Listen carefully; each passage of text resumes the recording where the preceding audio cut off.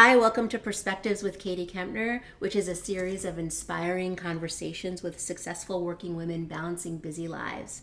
Today, my guest is my friend Mary Nunez from Sony Music. Mary, welcome. Thank you. Thank you for having me. So, how about we just start by jumping right in and you tell me a little Okay. bit about your role at Sony? Well, I actively pitch music, the Latin catalog, to film, music supervisors, advertising agencies, individuals who are looking to sort of incorporate the Latin infusion into their business protocols.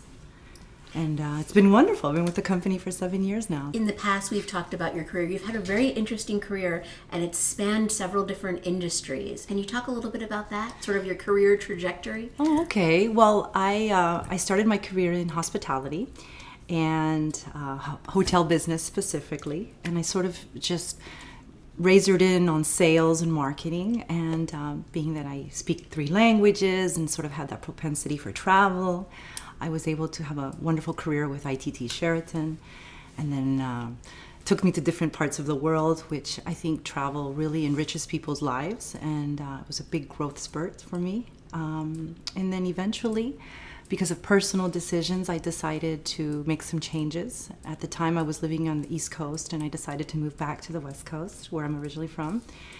And music has always been a part of my life, and I decided to sort of wedge my way in as I could with production libraries, with Killer Tracks music, and then eventually I was able to move to South Florida, and I got a great job with Sony. So then if you are trying to change to a different industry, and you said you sort of wedged yourself in, do you have any advice about that? Yeah, some tips would be don't peg yourself so much in one particular type of career if you're at some point have other interests.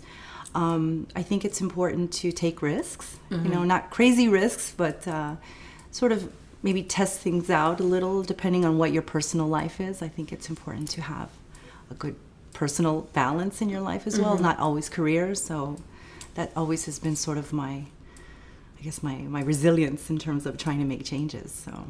Okay, well, so you brought up the word balance, which was going to be, let's jump right to talking about that. Okay. I know you have 2 young sons. Yes. And a wonderful husband, and you also have a career that's very socially driven. You have to travel, and you have to be, at these music events. How do you balance it all? Well, I think it's important to, obviously I have a wonderful partner that is very supportive.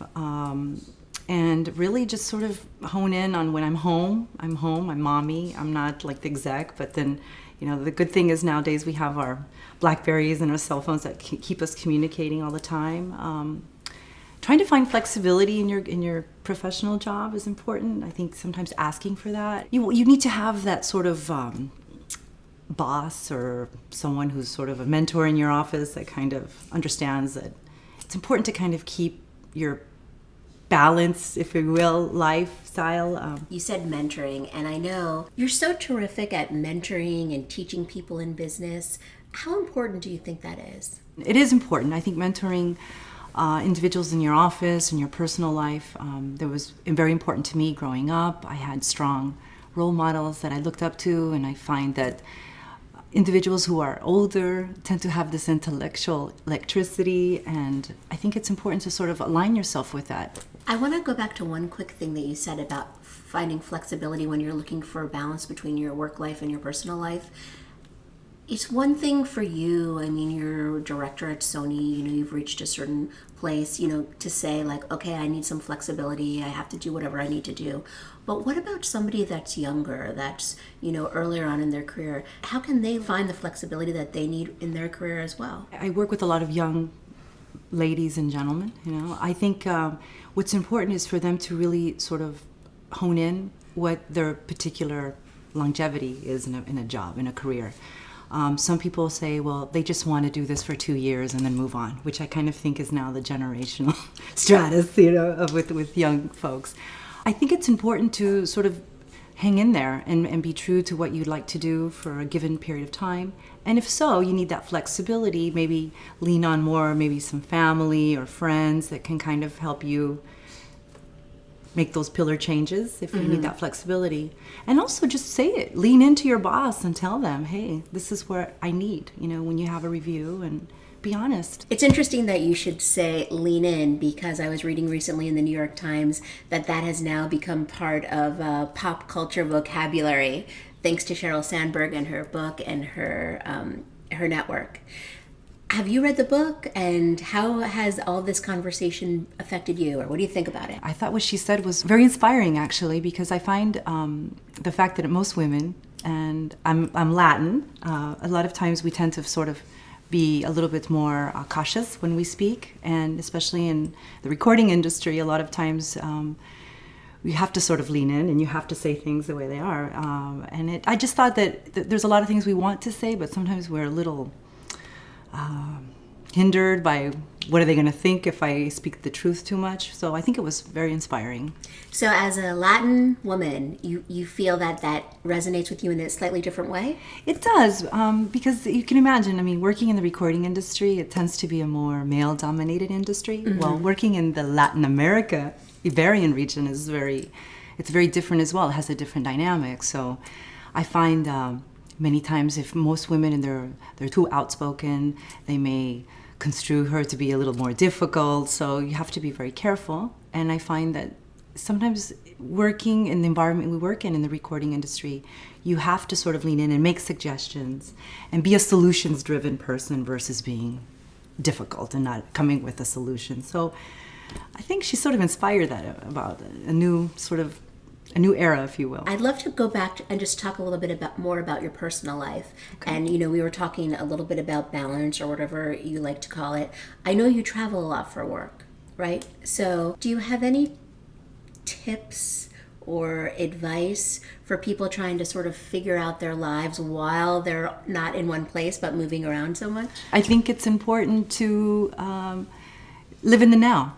I think people tend to be too worried about, I didn't do this, I didn't do that, whereas, you need to be focused in the now. And that's a hard place to get, especially those of us that travel and work. And so I think when you're talking to your family, it should be all out. And then when you're in your business, it should be all there. And not have so much guilt. I think a lot of women, we tend to carry a lot of baggage and thinking, what I didn't do. So I think it's important to sort of live in that now moment. It works for me. My last question.